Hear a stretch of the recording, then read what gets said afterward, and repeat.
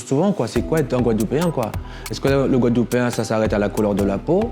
Est-ce qu'un Guadeloupéen, ça s'arrête à la personne qui paye ses impôts? Est-ce que le Guadeloupéen, c'est quelqu'un qui est né ici? Bah, il y a eu pas mal de jalousie à un moment donné, quand on a commencé à bien fonctionner. Vous n'étiez pas préparé à ça? On n'était pas préparé. Enfin, moi, j'étais pas préparée à ça. Dans 20 ans, vous voyez comment? Le cabout pas café bœuf. Et on a rajouté café mammouth. Ouais.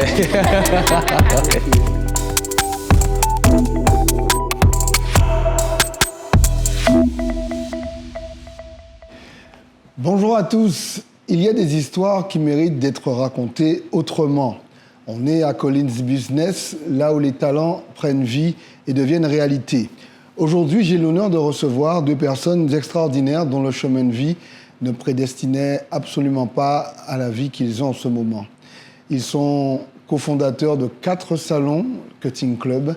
Mais au-delà de cette réussite, il y a des parcours tout simplement extraordinaires. Une femme, Aurélie Vesky, qui a choisi de débuter dans sa voiture, et un homme, Yanis Trèfle, que rien ne prédestinait à un tel parcours. Vous êtes dans les belles rencontres de Cédric Centime. Je dis bienvenue à Yanis Trèfle et Aurélie Vesky. Messieurs, dames, bonjour. Bonjour Cédric. Bonjour Cédric. Merci de nous accueillir. Déjà. Avec plaisir. Merci. C'est vraiment un honneur de vous recevoir parce que je vous le redis, vous êtes deux personnes absolument magnifiques. Votre parcours, il est extraordinaire et ça vient du cœur. La première question que j'ai envie de vous poser à tous les deux, comment vous vous rencontrez? Ça commence comment? Comment on rencontre Yanis? Comment Yanis rencontre Aurélie? Comment ça a commencé? Ça a commencé par, si je peux me permettre, parce que je pense qu'elle connaît l'histoire aussi bien que moi, ce sont ses copines qui se faisaient coiffer dans le salon où je travaillais à l'époque. Ah, tu travaillais déjà, d'accord. Ouais, j'étais en apprentissage. Et du coup, au fil en aiguille, ses copines l'ont emmenée au salon. Et là, elle a commencé à être cliente du salon, quoi. Okay. Et à la suite de ça, elle a voulu faire passer ton BP, ton CAP. Tu avais déjà ton CAP. En fait, j'étais malheureusement, entre guillemets, bonne à l'école et mes parents ne voulaient pas du tout que je fasse de la coiffure. En fait, c'est même pas. Donc, il fallait que je passe mon bac, etc. Donc, je suis allée jusque-là. Après, on m'a poussée en BTS compta-gestion, qui ont été les pires années de ma vie. Je me rappelle, je m'étais même endormie sur la table à mon stage, chez le comptable de mon père et tout. Voilà, donc pas terrible. Et puis suite à ça, j'ai pu à ce moment-là faire ce que je voulais. Et j'étais à Lyon, j'ai fait mon CAP à Lyon. Okay. J'avais rencontré Yanis en tant que cliente les années avant dans le salon où il travaillait. Ouais. Et après, en rentrant en Guadeloupe, j'ai déposé des CV dans plusieurs salons. Et j'ai déposé un CV dans le salon où il travaillait. Ouais. Et puis. Mais est-ce qu'à ce moment-là, il y a déjà une affinité ou pas du tout? Si, quand même, ouais. Si, tout de suite, quoi. Parce que ses copines fréquentaient déjà le salon, alors du coup, elles faisaient partie du trio, quoi, de ces dames, quoi. Mm-hmm. Mais il y a toujours eu quelque chose, quoi, ouais. Dès le départ? Ouais, dès le départ, ouais, vraiment, ouais. Et donc, tu retournes, donc Yanis est coiffeur en premier, finalement. Toi, tu es apprenti. Ouais, j'étais apprenti, hein, aussi. Ouais, hein. T'étais apprenti, mais t'étais déjà dans le salon. Ouais, j'étais déjà dans le salon, quoi. J'étais déjà dans ce salon-là, quoi. Ok. Et du coup, tu rentres et tu réussis, j'imagine, ton diplôme de coiffure. Oui. Et après, comment ça commence? Et après, je rentre dans le salon parce que je suis prise, je pense, dans le salon un peu grâce à Yanis aussi. Ouais. Okay, et Yanis devient. A pistonné Aurélie, d'accord. Okay. Et Yanis devient mon chef. Si, j'étais son apprenti en fait. Il était mon formateur. Apprenti de l'apprenti. Non, il était plus. Il était jeune coiffeur. Ouais, j'étais jeune coiffeur, quoi. J'étais déjà jeune coiffeur, quoi. Voilà. Ok. Voilà. Et quand je t'ai rencontré, Aurélie, moi, il y a quelque chose qui m'a marqué d'emblée, c'est que tu me parles d'une époque où tu commençais dans ta voiture. Oui, parce qu'en fait... Est-ce que tu peux nous ramener dans cette époque-là? Bien sûr. Suite à ces années passées dans ce salon de coiffure à Jarry auprès d'Yanis, c'est un salon de coiffure où, à un moment donné, je l'ai quitté. Et pas dans de très bonnes conditions, parce que c'était vraiment... On travaillait pour quelqu'un qui... je vais parler en mon nom, moi je l'admirais énormément, etc. Et j'étais prête à faire beaucoup de concessions pour pouvoir travailler aux côtés d'Yanis et à côté de cette personne que je trouvais qui était vraiment un très grand artiste en fait et tout. Et puis ça n'a pas pu continuer parce que il arrive un moment il faut quand même avoir la base, au moins être déclaré, avoir des choses carrées, etc. Et je me suis retrouvée du jour au lendemain sans rien vu que j'étais pas déclarée. Donc sans chômage, sans rien du tout, etc. Sans savoir ce que j'allais faire le lendemain, en fait. Ouais. Et puis avec une dernière phrase, quand j'ai quitté le salon, c'est ce genre de moments qui font de nous des monstres, c'est ça ? Ouais. Je me rappelle notre patron qui nous avait regardé, qui m'avait dit « Sans moi, tu ne toucheras plus jamais un cheveu. Okay. » Et moi, à cet âge-là, j'avais 22 ans, je me suis pas dit... je l'ai cru. Je suis rentrée chez moi en pleurs, qu'est-ce que j'allais faire, etc. Et Yanis continue l'aventure avec lui. Ouais, je continue l'aventure parce que normalement je partais aussi, quoi. Et on s'est regardé, parce qu'on s'était déjà promis qu'un jour qu'on ferait quelque chose. Ah, vous avez déjà, ok. Ouais, parce qu'entre-temps, il s'est passé quand même quelques années, on était vraiment soudés dans le salon, quoi. Tout tournait pratiquement autour de nous, quoi. Cette personne se sentait peut-être déjà en danger, quoi. Mais dans le danger, c'était un travail qu'on mettait en place pour lui, quoi. Ouais. On se disait, mais comment il ne voit pas le potentiel qu'on a pour faire évoluer son truc, quoi. Il voyait peut-être ce que vous alliez devenir. Oui, mais pour nous, il n'était jamais sorti de l'équation, quoi. C'était toujours... Avec lui, quoi. Ouais. Avec lui, quoi. Genre, il nous disait, tenez les clés, gérez ça, quoi, à la limite, quoi. Mais non, il a plus vu ça comme une menace, quoi, quelque part. Et puis on a toujours eu une complicité de dingue, en fait. C'est-à-dire qu'à partir du premier moment, mais la première journée où on a travaillé ensemble, on n'a jamais eu besoin de se parler. En un regard, on sait qui fait quoi, comment, ce qu'il faut faire. C'était organisé, quoi. On est vraiment Moi, je le dis tout le temps, hein, moi, c'est mon âme sœur professionnelle. Là, en ce moment, on travaille énormément, on met plein de choses en place. On se parle même pas. On sait ce que l'autre fait et on sait ce qu'on a à faire. Ouais. C'est incroyable. Ouais. Merci. Et moi, je disais que c'était ma muse, quoi, au début, quoi. C'était ma source d'inspiration. Quand je la voyais, je pouvais faire n'importe quoi dans sa tête. Ou quand je la voyais, tout partait, quoi. C'était ma muse, quoi. Et donc, la muse s'en va. Est-ce que Yanis il est triste ? Comment ça se passe pour Yanis ? Ouais, triste. En même temps, on savait qu'on allait se retrouver, de toutes les façons. Alors justement, il n'y a pas ce doute, mais cette certitude-là, on l'explique comment ? Je ne la comprends pas, en fait. On va dire quelque part, on est en mission, quoi. Ouais. On est en mission, on sait que voilà, quoi, c'est pas fini, quoi. On va se retrouver un moment ou un autre, quoi. Il fallait que... J'avais pas fini de grandir aussi, quelque part. J'avais encore à apprendre, j'avais des trucs c'est une éponge, quoi. J'avais encore des trucs à absorber pour pouvoir qu'on puisse se retrouver, quoi. Alors, pour préciser ma question, vous saviez que vous alliez vous revoir, mais qu'est-ce qui fait que vous ne doutiez pas que ça va fonctionner ? Vous saviez déjà que l'aventure serait aussi belle ? Vous saviez que ça allait prendre ses proportions ? Ce serait mentir. Pas du tout, on ne sait rien. On ne sait rien à ce moment-là. On sait juste que quand on se retrouve l'un à côté de l'autre, c'est une évidence. Ouais. Après, qu'est-ce qu'on en fait ?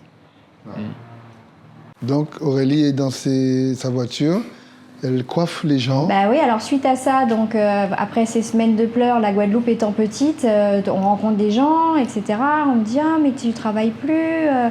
Est-ce que tu peux venir couper les cheveux de mon fils à la maison ? Ça m'arrangerait. Ah bah ok, je monte dans ma voiture, je prends mes ciseaux, je coupe les cheveux de son fils. Après c'est son mari, après c'est son brushing, après c'est sa couleur, après c'est sa voisine, après c'est sa tante, après c'est voilà. Et de fil en aiguille, je me retrouve avec des plannings de fou parce que quand on est à domicile, on fait tout les uns après les autres. Mmh.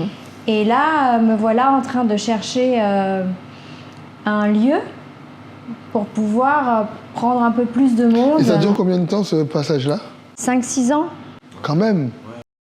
Et pendant ces 5-6 ans, Yanis, on est en contact et on fait quoi, Yanis ? Je continue à travailler. J'évolue dans ce que je sais faire, quoi. Puis... à ce moment-là, le professionnel n'est pas une priorité chez nous. Enfin, moi, j'ai mon truc, il a son... On ne voit pas plus loin. Et puis, on est jeunes. C'est pas comme aujourd'hui Insouciant. où, voilà, Ouais. t'as ton âge, on a le nôtre, on a envie de programmer un peu, voir où on va. À cet âge-là, on sait pas, on est là dans On le sait moment pas, présent. elle fait son job, moi je fais mon job de mon côté, et on n'est pas plus en contact que ça, verbalement, quoi. Mais on sait qu'on est là l'un pour l'autre de Il y a une toutes les connexion, façons. Il y a quand une même. connexion. Mais- Mais c'est même pas une connexion physique, parce qu'on se voyait pas plus que ça. Hein. Non. On se voyait En pas plus, ta vraiment. fille était petite, Ouais, ma avec fille du était boulot, petite, il y avait le boulot, il fallait que, voilà quoi, j'avais une vie de famille aussi à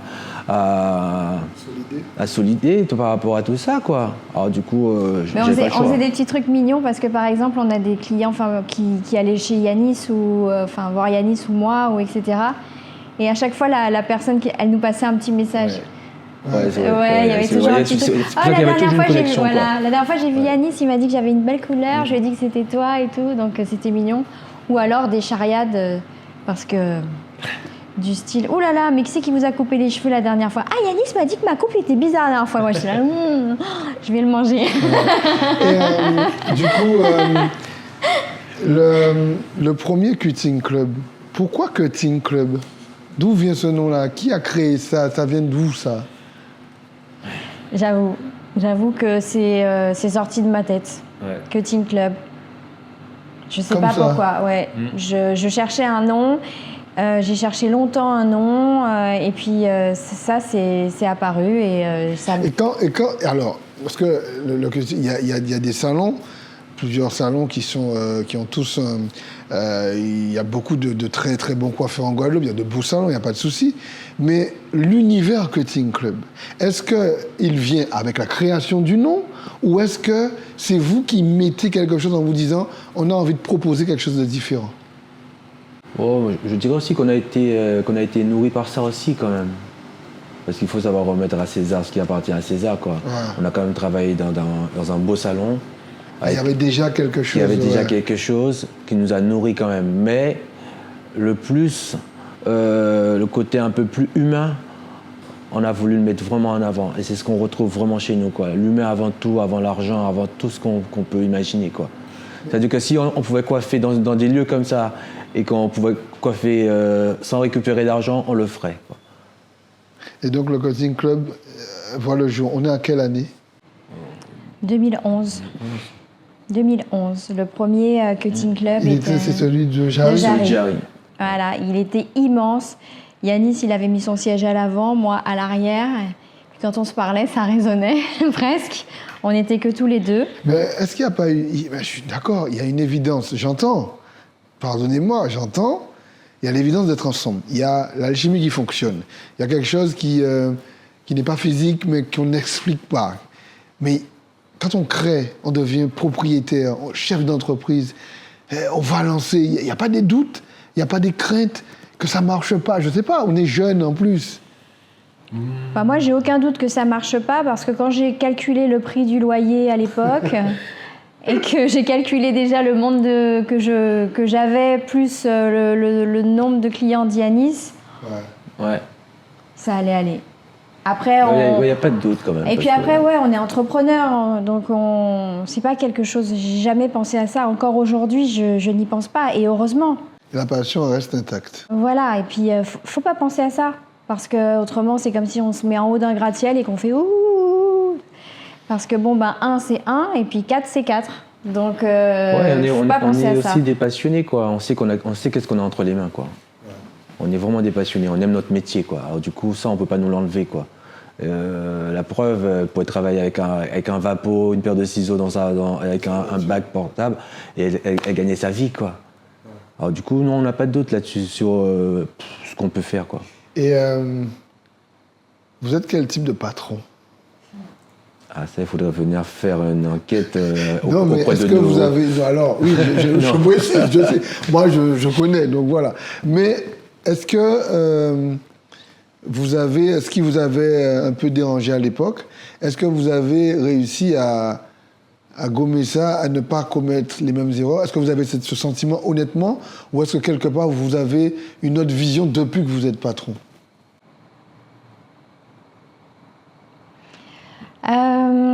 Moi, je pense qu'on a vraiment réussi à gommer ça. Ouais.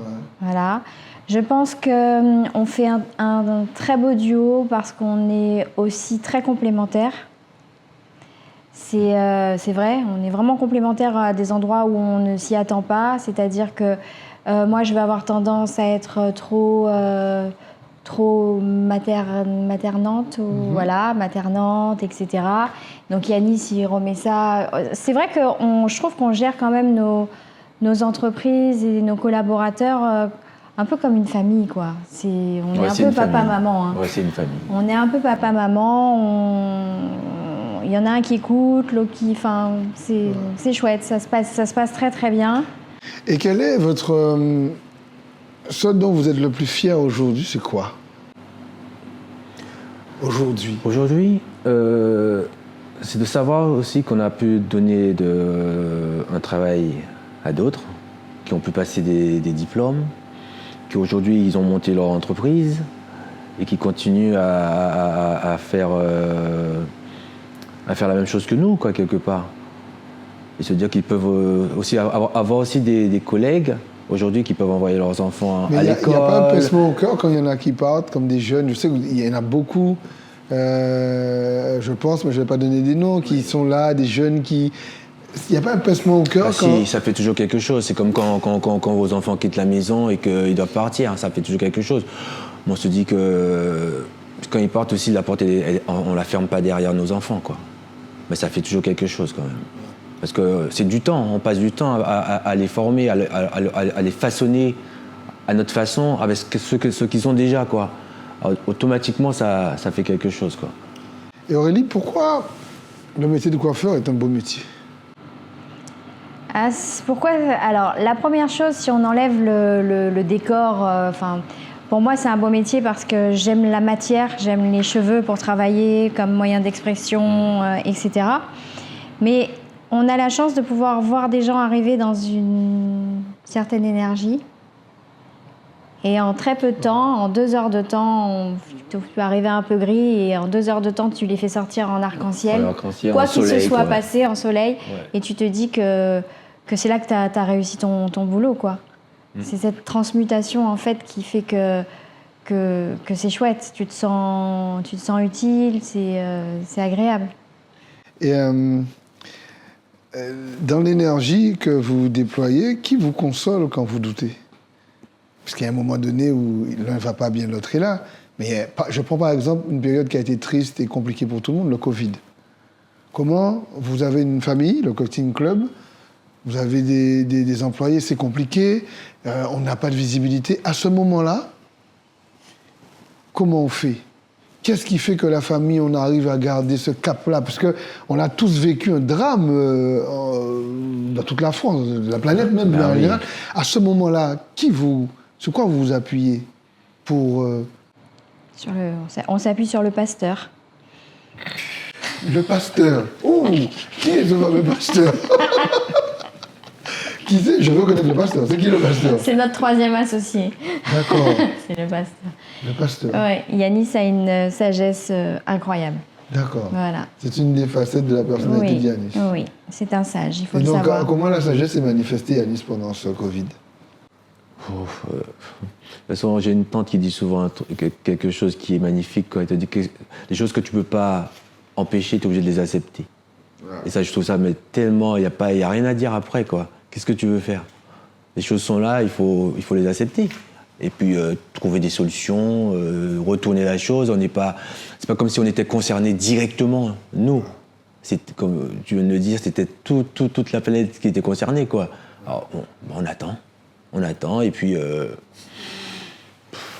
Mais j'ai une idée assez précise là-dessus, alors du coup, on ne va pas rentrer là-dedans. D'accord. Mais elle parle d'une personnalité du pasteur. Ça veut dire quoi? Que Yanis, il a beaucoup de facettes dans sa personnalité?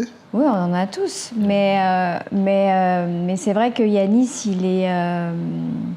Moi, j'ai tendance à... Je le dis tout souvent. Hein. Moi, par exemple, je suis une voiture essence. Alors, je vais être une Ferrari, je vais partir... Le moteur est calé. Lui, il n'a pas bougé. Et puis, c'est là qu'il arrive, le moteur diesel. Il arrive, il nous porte tous. La force tranquille. Est-ce que vous avez déjà... parce que la réalité, c'est qu'on est aussi dans un archipel où effectivement, il y a parfois des conflits raciaux, disons-le clairement. Il y a des fois des communautés qui peuvent avoir le sentiment que certains sont avantagés, d'autres moins, et vice-versa. Le préjugé peut être beaucoup. Est-ce que, moi, ce qui m'a impressionné chez vous, c'est cette notion de tolérance que vous avez, où on a l'impression que vous êtes vraiment dans un monde qui n'a rien à voir avec tout ça, vous êtes loin de ça. Justement, est-ce que vous avez été confronté à ces préjugés d'une manière générale? Oui.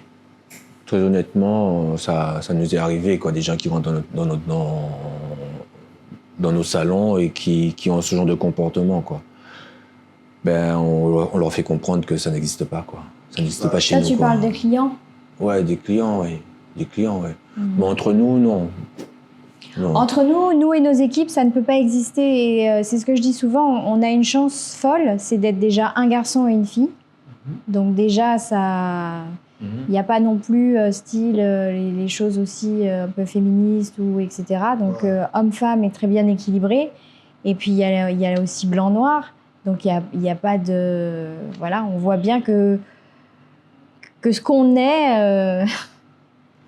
J'ai envie de dire, c'est une histoire limite sans parole. C'est ça. Ouais, c'est une histoire sans Vous parole. montrez, vous incarnez sans... C'est ça. Ouais, parce que bon... c'est une Guadeloupéenne, quoi. Les Guadeloupéenne, elle est née ici.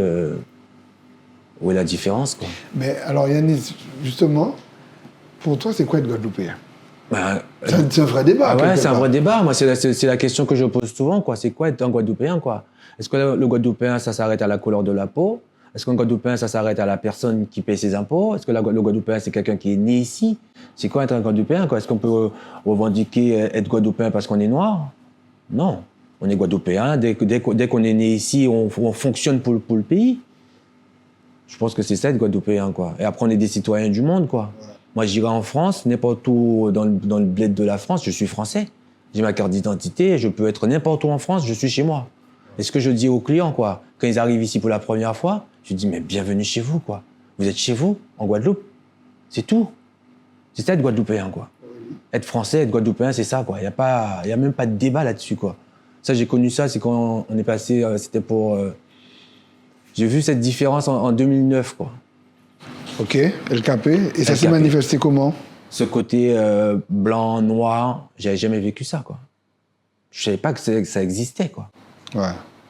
Mais est-ce que c'était pas un peu exacerbé par le moment aussi? Est-ce que c'était une vraie réalité ou est-ce que quelque part c'était un problème qu'on cachait sous le tapis? Je pense que c'est un problème qui était caché sous le tapis, quoi, quelque part. Ouais. Mine de rien, parce que avoir autant de violence dans des propos, ça fait mal.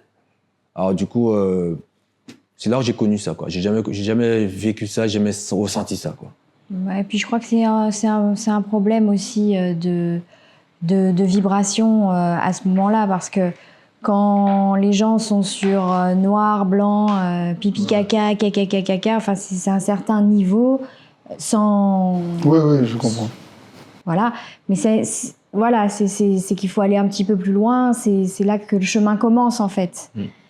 Et puis donc voilà, donc je pense qu'il y a des planètes pour tout le monde. Ça fait partie de notre histoire, ça fait partie de notre vie, hein, de toutes les façons, on doit les affronter, quoi. Ouais. Si on doit les affronter, on doit les affronter. Mais non, il n'y a pas de souci avec ça, on n'a pas de problème avec ça, alors du coup... Je vous propose maintenant un petit jeu avec moi, la machine à remonter le temps. Ça vous parle ou pas? Bon. Si maintenant, dans votre histoire, vous deviez réécrire un chapitre de votre histoire commune, ce serait quoi? S'il y avait quelque chose, un chapitre à réécrire, faire autrement. Personnellement, professionnellement? De votre histoire commune, Yanis. Ah oui, ok. Tu commences? Tu as commencé, vas-y. Ok. Moi, il y a une période qui m'a vraiment fait du mal.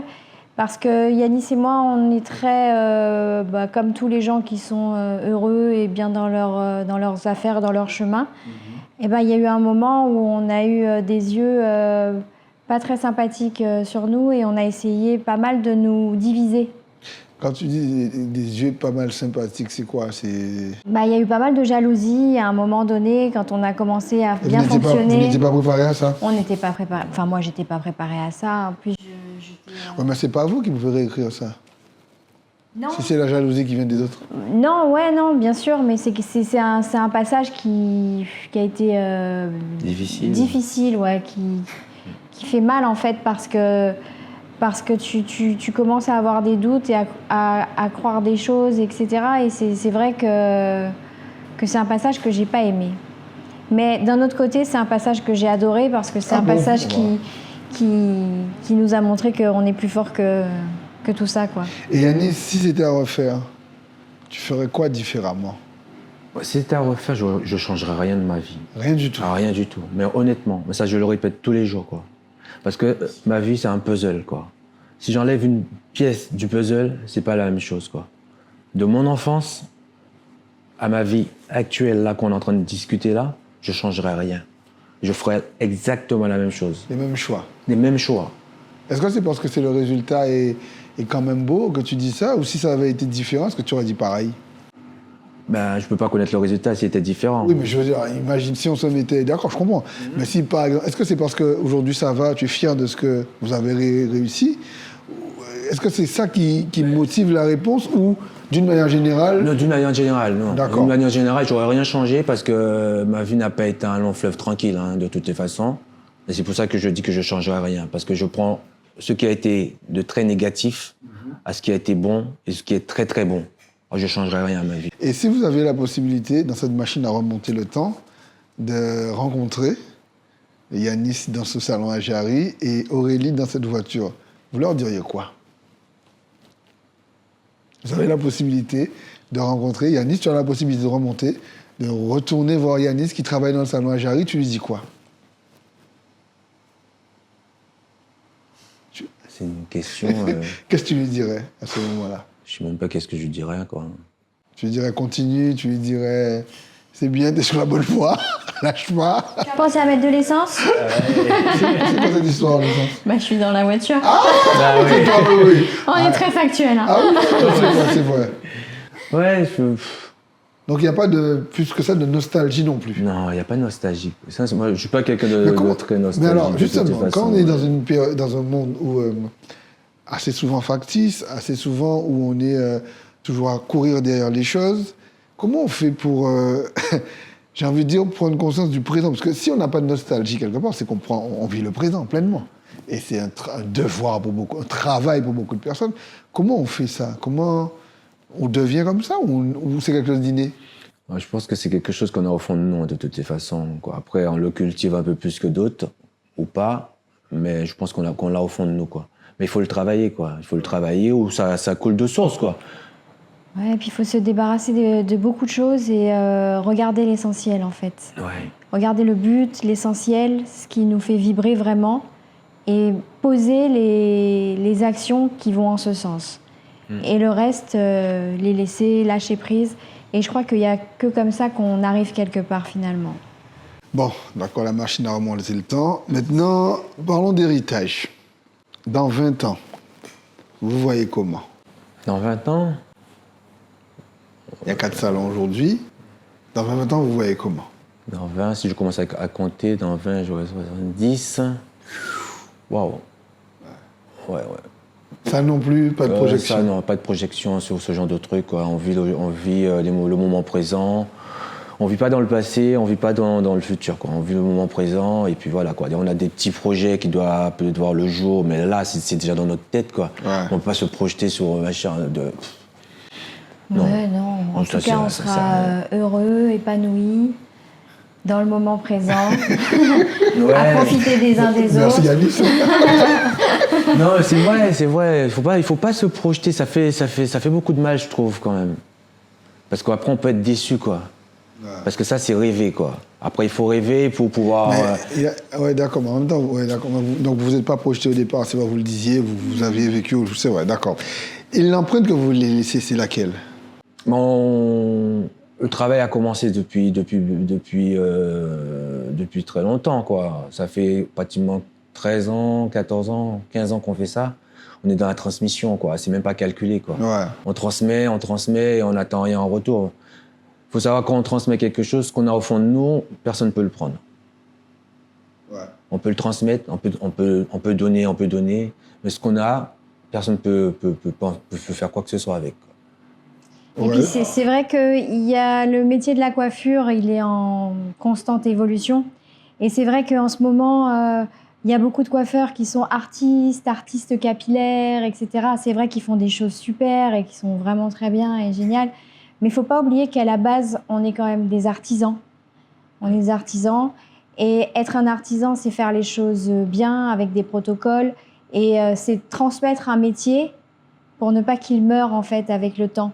Parce qu'à force d'être moins bien formé, de ceci, de cela, ça crée des carences dans le métier. Et je pense que c'est cette exigence-là que nous, on aime dans nos équipes et qu'on aime former avec les jeunes. C'est vraiment se rappeler que c'est normal de bien recevoir quelqu'un, c'est normal de bien coiffer, c'est normal de... Ouais, d'être dans la bienveillance, quoi.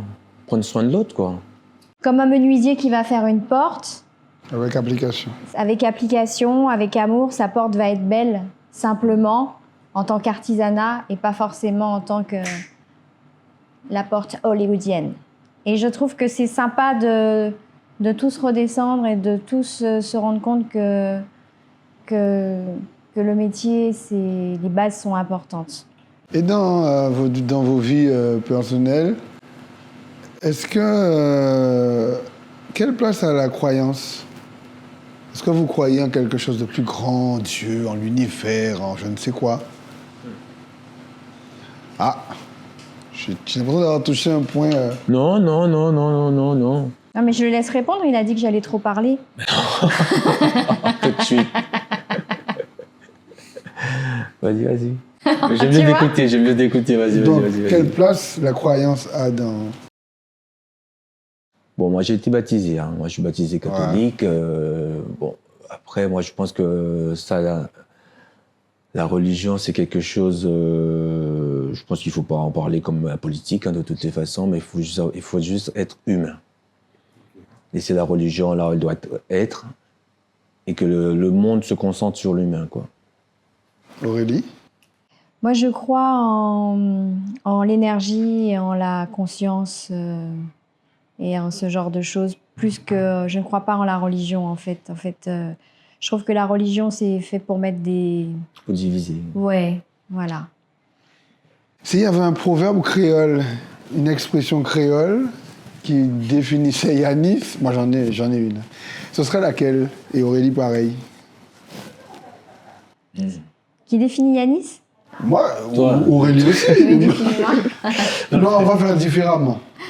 Quelle expression créole définit Yanis, selon Aurélie? Ah, il y en a deux, hein. Il y a Sakita Odlo Bachaye et il y a... C'est quoi celle avec les cabris, là? Attends. Non, pas celle-là. Oui, d'accord, je vois. Café Bef. Cabrit pas café bœuf. Voilà, Cabrit qui a pas fait Bef. Ouais, cabrit pas café bœuf. Et on a rajouté Café Mammouth. Ouais. Ok. Il y a une expression Yanis se répète, c'est... Si c'est un problème, il y a une solution. Oui. S'il n'y a pas un problème, s'il n'y a pas une solution, c'est qu'il n'y a pas un problème. C'est voilà, ça. Exactement. Et donc, quelle expression en créole définirait Aurélie? Aurélie, c'est sa petite phrase, c'est quand tu l'embêtes un peu, qu'elle dit faut une bitin qui ça, il faut un bâton entre un Versailles. Hein. Ça, c'est son truc. Là, tu peux lui dire n'importe quoi. Ah ouais. Eh ben, faut une bitin qui ça, bon bâton entre un Versailles. Ça, c'est sa petite phrase en créole et qu'il a défini très bien. C'est pour te dire que si j'ai décidé d'aller... Aïe. Ça va aller. Ah, ça va aller. On va aller. Et comment vous... Et pour répondre à ta question, elle est juste marquée là. Cette phrase, elle est tatouée là. Ok. Si ça... Ah ouais, ça qu'il a pour de l'eau pas cachaillé. Ça qu'il a pour de l'eau pas cachaillé. Ah ouais, tu vois? Elle est marquée là, elle est tatouée là. Et comment vos familles, vos proches, comment vos familles respectives vivent ce que vous avez de particulier entre vous? Comment est-ce que ça a posé problème? Est-ce qu'ils sont OK avec ça? Comment ils vivent ça? Parce que vous avez quelque chose que... Vous avez une osmose où, selon ce que je comprends, personne ne peut rentrer là-dedans.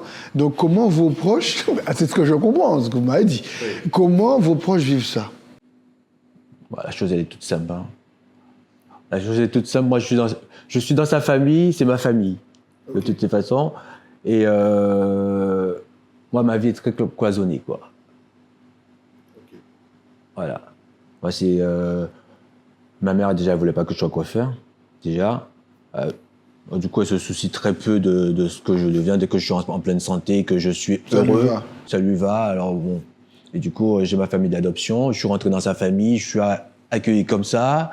Alors, voilà. Pas de souci. Pas de souci. Et de ton côté, pareil? Ah bah oui, de mon côté, enfin, je sais pas, c'est une place... De toute façon, c'est comme ça. Hein. Ceux qui sont pas contents, circuler. Tout fait. Ah, d'accord.